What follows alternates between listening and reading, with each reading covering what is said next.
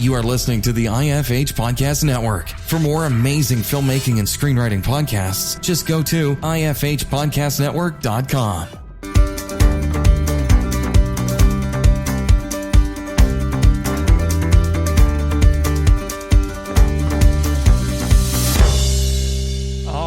Welcome to the Successful Screenwriter Podcast, where we discuss anything and everything screenwriting. Here we interview successful screenwriters and filmmakers to find out just what it takes to make it in the industry.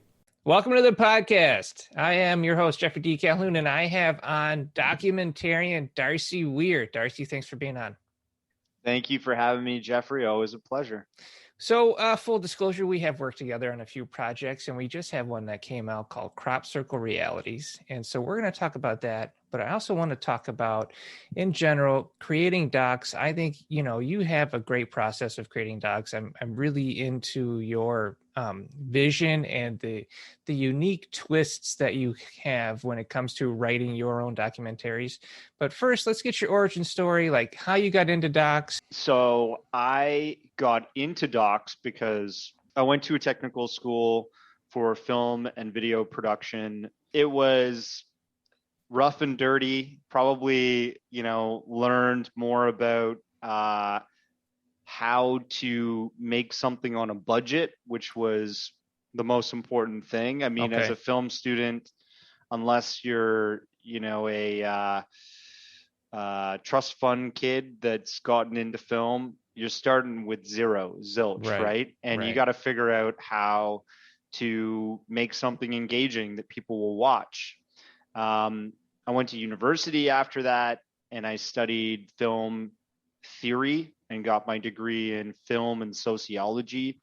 In sociology, that study, which is like the study of human behavior patterns in groups, that's really what you're in groups. It's not like psychology is behavior of the individual, but sociology is kind of like group psychology in a way. Yeah. Even though there is group psychology as a course on its own.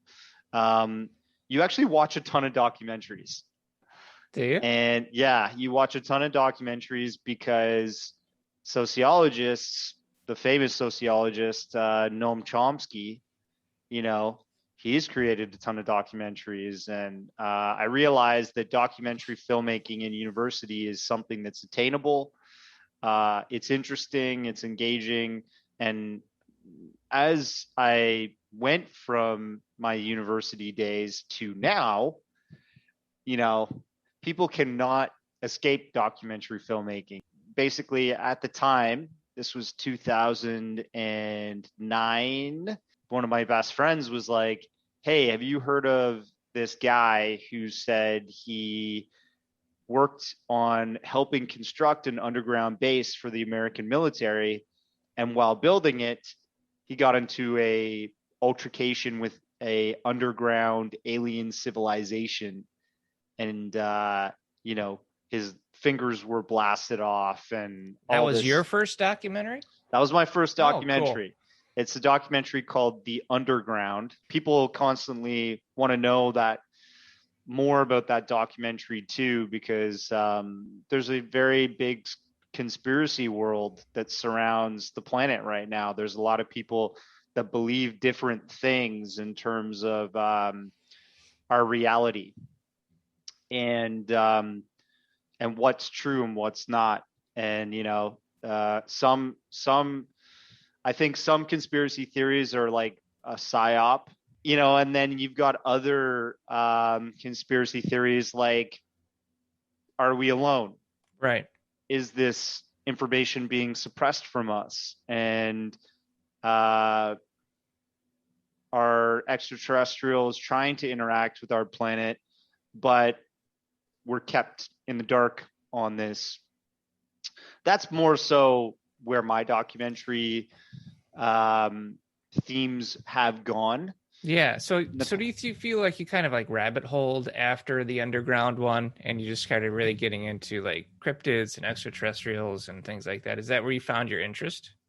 Yeah, I really started to focus on those kind of stories just because To be honest, I like them. It makes life a lot less boring, let me tell you. If you find out that there might be little green guys out there, kind of like the dude behind you on the shelf there. You know, there might Baby Yoda. There might be baby Yodas out there in the vast, you know, cosmos, the galaxies upon galaxies, the universe, so to speak. Somewhere out there might be something that looks like him, maybe not the same, but definitely many people have reported those black almond shaped eyes and a gray, you know, oblong shaped headed short creature in abduction tales. And you know, all kinds of experiencers and such. But anyways, I definitely rabbit holed into that type of information to focus my documentaries on. How do you come up with the unique takes that you have on documentaries? Like we'll talk about the Sasquatch amongst wild men, right? So most Sasquatch documentaries are just trying to prove that Sasquatches exist, or there's even one about a killer Sasquatch. I don't know. So they're trying to find an interesting angle.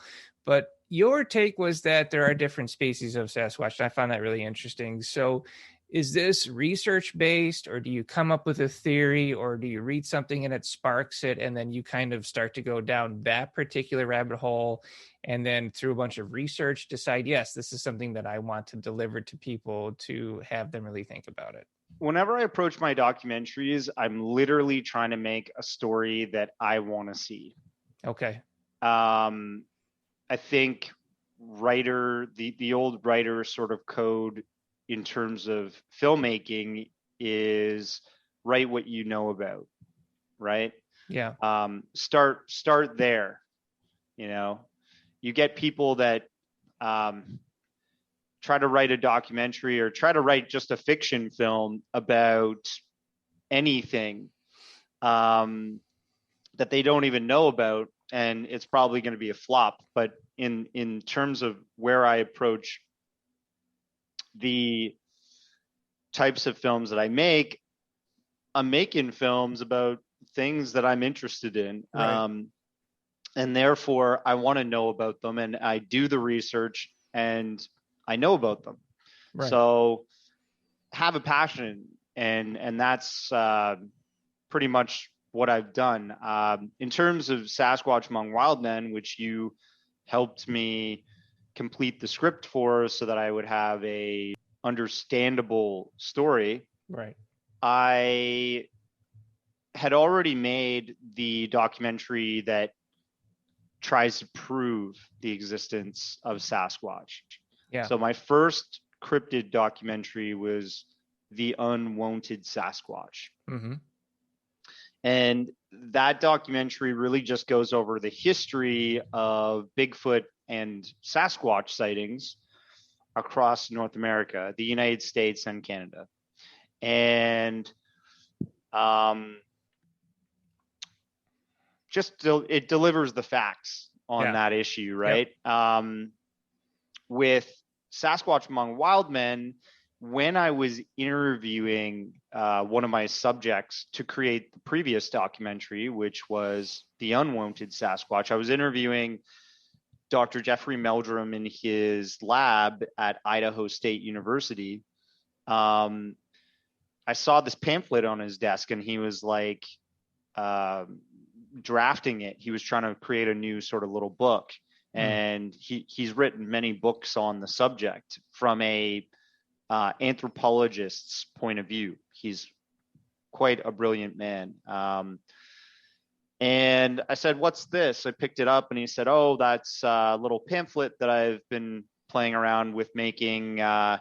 It's called, I can't remember what it's called. I could probably find it, but it's something like Relic Hominids, Wild Men of the World, many different relic hominids that resemble something like Sasquatch from different cultures around the world." So I picked it up, and I'm like, this is really fascinating. So you're saying to me that there's this creature that looks just like Bigfoot that's been recorded throughout history in Chinese literature and eyewitness accounts and stuff, and it's called the Yeren.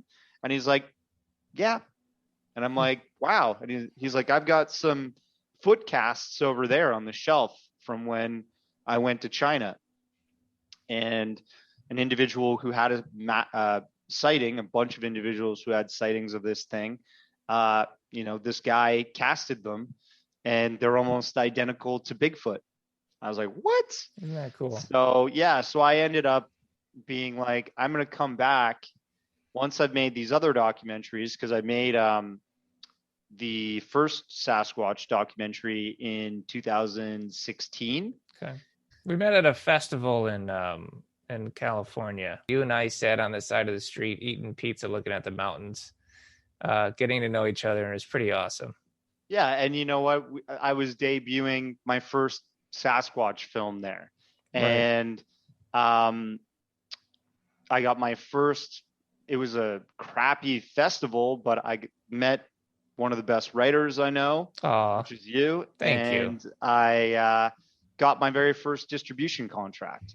So yeah, that's true. They had distributors there. That's true. Yeah, so that's definitely. I suggest anybody who's even in documentary filmmaking, if you get into a good festival and you know that there's going to be distribution reps there, hit them up.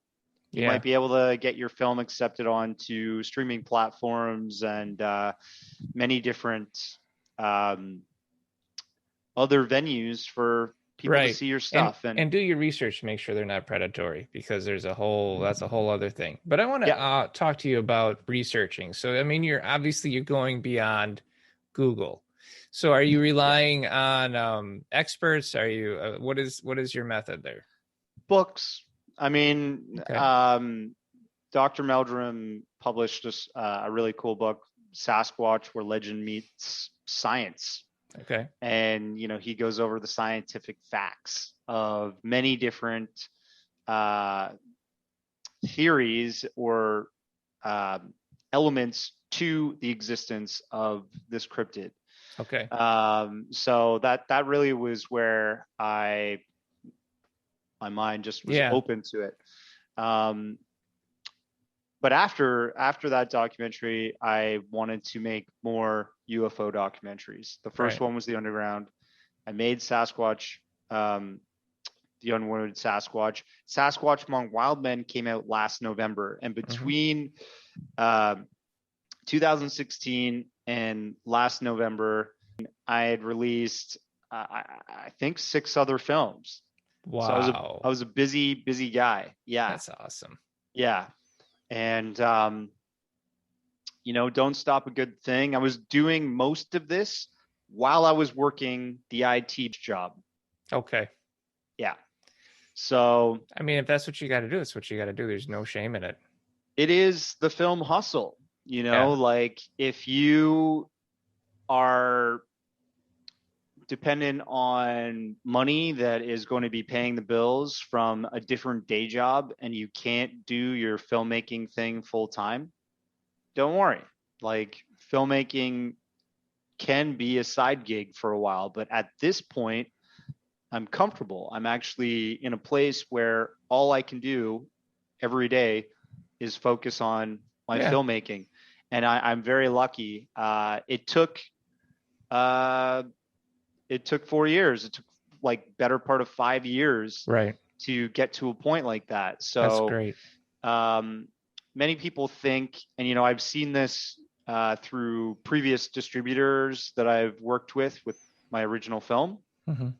Many people think that they will launch their first film that's been made on a shoestring budget, that has acting akin to something you'd see in a high school play. Right. And maybe the story is cool, but, the visuals aren't dialed in and the acting isn't dialed in and the script isn't perfect. Yeah. But the idea is cool. They launched their film, and I think they would have launched it on Amazon probably, because that was the the biggest place in was. town for indie filmmakers 4 or 5 years ago. And they would expect this mountain of financial success. I was lucky in my films because I really was hitting the ground running, marketing my film from the get-go, like getting my film out to folks that are interested in these types of subjects to watch it and review it, that have big audiences. I was getting it to reviewers. I was submitting it to Facebook groups, and you know, some Facebook groups have like 100,000 people in them, you know, and just saying, hey, I'm a filmmaker and I just made this documentary. I was wondering what you think. And it grew. Like I did well because I didn't just drop my film on a platform and hope for the best case scenario where just a deluge of people start seeing it. No, I actually like made sure that I offered it to absolutely every single person that might be interested in this type of subject, so their eyeballs could get onto it. And I did this at a time when you could be somewhat profitable if you had high activity supporting your film being watched on Amazon. And you know, I've gotten to a point now where people know my work, and if I do launch it, it will get a certain amount of eyeballs on it. So I think that's what it really takes as a young filmmaker to make it today. You have to find out what the market is for your film, even if it's a fiction film, even if it's a weirdo documentary film like mine. You got to find out what the market is for your film. You have to dial it in so it's cool and it's something you think people would relate to, and then you have to get it out there and market it yourself. And unless you have some kind of budget where you can pay a massive PR agency to hook you up with a ton of people that will promote your film. And not everybody has that. Yeah, a lot of people. What I found with indie filmmakers, they'll work in a PR budget before they even start shooting. So they'll look at how much is it. Like the ones that I've seen that have been successful, they'll work in a PR budget. But otherwise, you hit the ground running on your own, like you've done. What do you think about? I mean, because you work in a niche, you work in a pretty narrow niche, right? Do you find that niching down is a good way to find success with a doc? People may identify Bigfoot or UFOs as a narrow niche.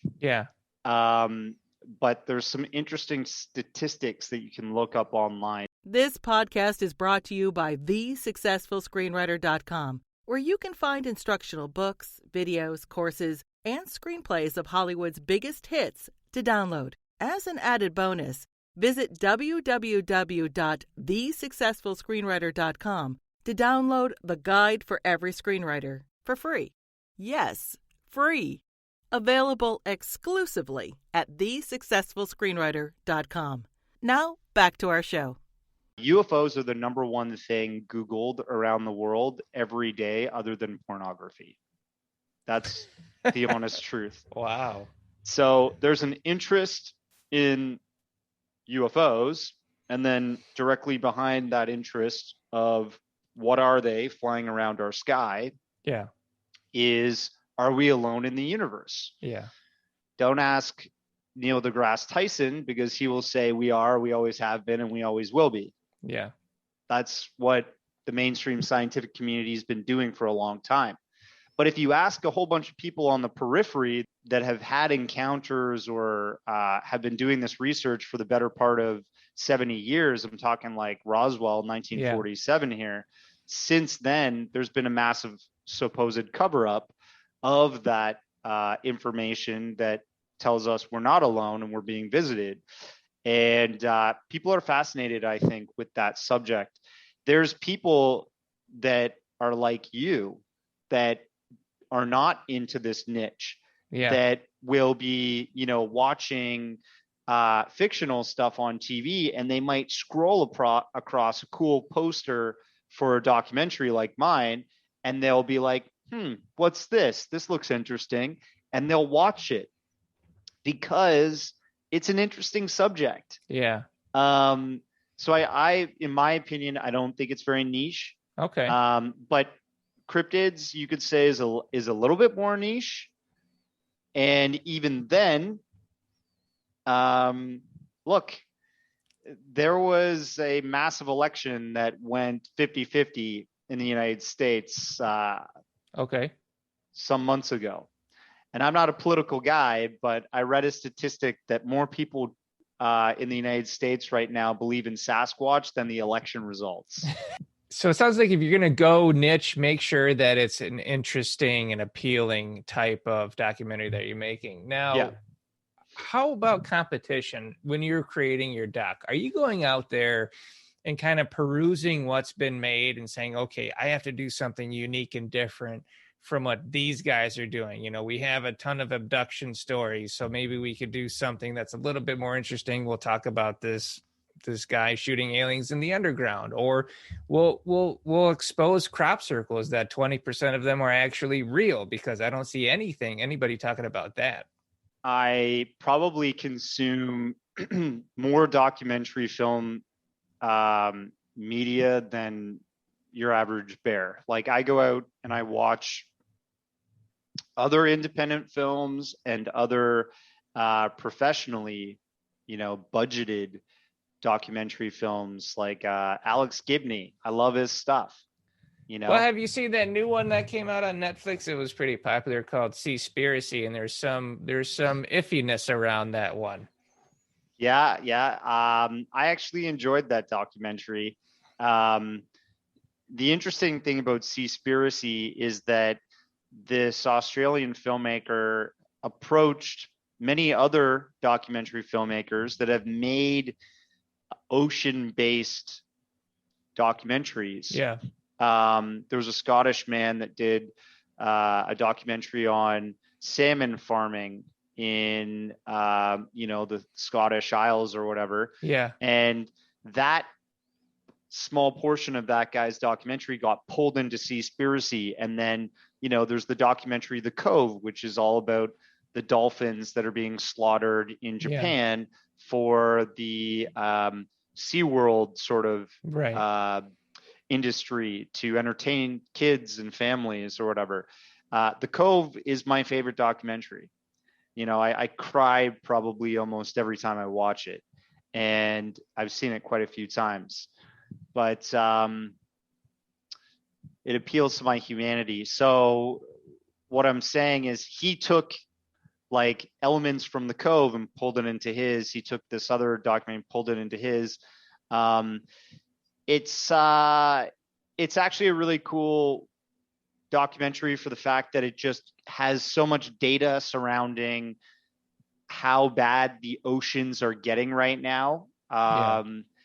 There's even a UBC professor that wrote a book called The End of the Line that predicts, he's a ocean biologist, marine biologist, that predicts by 2050, mostly the oceans are going to be stagnant and full of invertebrates. Yeah.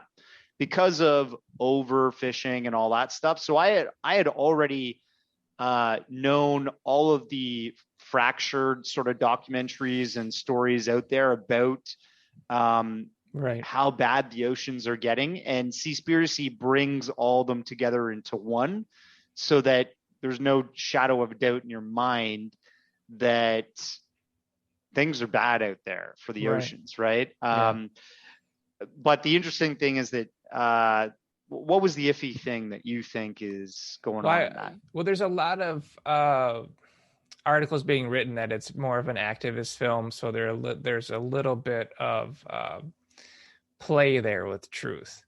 Okay. So there is possibly a bit of a play there with truth. If that truth appeals to me because, quite honestly, my films are activist films to a certain degree as well. Okay. Because I believe that there's a suppression of information going on out there in terms of the UFO subject. There has been for a long time. And my films are an education on that information, on the suppression or, the things being withheld from the public. Okay. So I feel a bit like an activist in that same way. I will say that in terms of his filmmaking, I noticed a few times, or maybe at least one time, where he acts like he's at a tuna auction or at a port. Yeah. Where they're collecting tuna carcasses. Mm-hmm. Right. In Japan, but really he's kind of standing at the side of an artificial wall, and there's green screen beyond that. And wow! He's pretending like he's pretending like he's looking beyond and seeing all this thing, and he's got his camera, and so that was a little bit sketchy in terms of filmmaking because that's not very honest. Like you could just say, this is footage from someone else, and I didn't actually travel to that location.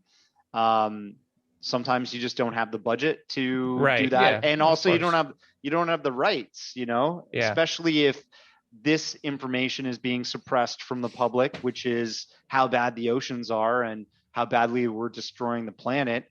It's very possible that it's hard to get that information. So you can just, you don't have to put yourself in front of the lens and make this green screen. So with crop circle realities, what we're trying to say is that 20% of crop circles are real, and sure, there's a large percentage of them that are man-made as almost an art form now. But we kind of dive into why crop circles are able to, appear within a few hours and are like geometrically symmetrical and like these kind of beautiful patterns. So what got you interested in talking about that? Because why I wanted to come on this project and was excited for the invitation is that I haven't seen a doc like this before. That's pretty much the goal. Every time I make a documentary, I want to make something people haven't seen specifically before. Yeah. People have seen stuff like it, but not my work. My work is usually very different. And the crop circle phenomenon has a deep history to it. And I don't believe, from the documentaries I've seen on crop circles, because there are many out there, there's many books published on the subject of crop circles. Agroglyphs, as we may call them. I don't think that this documentary is like any of the other stuff that's out there too, because it's a different sort of account, and I come at it from a historical perspective too. I like to build in my documentaries a chronological sort of, this is the history of things in terms of this subject. And I think a lot of documentarians do that, actually. It's a bit of a history lesson. And in this film, I got you to come on board to help me write it, to build that chronology more so. Yeah. I think it was really crucial having you on board because sometimes you just can't do everything yourself. And a third party perspective to say, hey, you're kind of missing this part of the story. Why don't you have something here or there? Yeah. That's really important. And you've been really good at that with even Sasquatch Among Wild Men, helping me complete that film. It's a lot of fun. I enjoy the process and doing the research and writing a doc is a whole different process from writing a screenplay. I think I have 2 projects I could get you to work with me right now on, actually. But basically with this documentary, I wanted to tell the history of it. And I also had known about 2 really important sort of UFO events that went down in history that were related to crop circles showing up in fields. Yeah. And I wanted to put both of those into the documentary and then continue the history of these crop circles showing up. And are they messages? And just build a case that crop circles, most likely, some of them are made by an off-world intelligence source. Right. And obviously some of them are made by man. Yeah. But we go over that. We go over the difference between a man-made crop circle and the ones that we suppose are possibly made by a different intelligence than us. And that's pretty much what I wanted to get across. Yeah, and I think you did. And it's pretty awesome. You know, when you see a lot of these supernatural or and we'll talk about that because I know you love that term, supernatural, but when you see those paranormal or extraterrestrial documentary, they're always kind of heavy and sometimes a little like depressing. They're kind of sad. You sit there and you watch them and it like kind of hits you. But Crop Circle Realities, man, I remember my kid walked in and he's like, this soundtrack is bopping. Like it's fun. It's keeps your interest. The glyphs are beautiful. You've got some amazing drone shots. Yeah. And so I think it's even a little bit of a different take on this type of a genre. The thing about this documentary in terms of the soundtrack, for example, I wanted to appeal to a younger generation. I wanted to appeal to millennials. And if you watch crop circles of old, documentaries of old, many people might notice how freaking boring they are. Yes, the footage is beautiful when they get the flyovers of some of them. Yes, the information is interesting, but holy geez, it's dry and melancholy. And it's got a soundtrack that will put you to sleep. And often I had fallen asleep watching these other crop circle documentaries. Playing and I wanted, like Enya. I'm just like, God, I'm gonna fall asleep. And I fall asleep. You just go right out. Yeah, I wanted to create my own spin on this story. And also have music that I like and that I think other people of my generation or younger might enjoy. Yeah, I think you achieved it, man. It's really cool. It's very original. All right, so Crop Circle Realities is available where? Crop Circle Realities is available on all the sort of cable and streaming platforms you can think of. Yeah. I mean, they were able to rent it on Xfinity and Comcast. So, I mean, it's definitely got some reach on this one, which is pretty amazing. Yeah. I'm working with Uncorked Entertainment. They've taken the last 4 films, and awesome. I'm pretty happy with what they've been doing for me. Very good. As an independent documentary maker, yeah.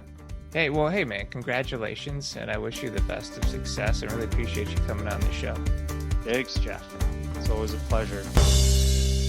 Thanks for listening. If you enjoyed this episode, please subscribe and share in your social media where you can tag us at The Successful Screenwriter.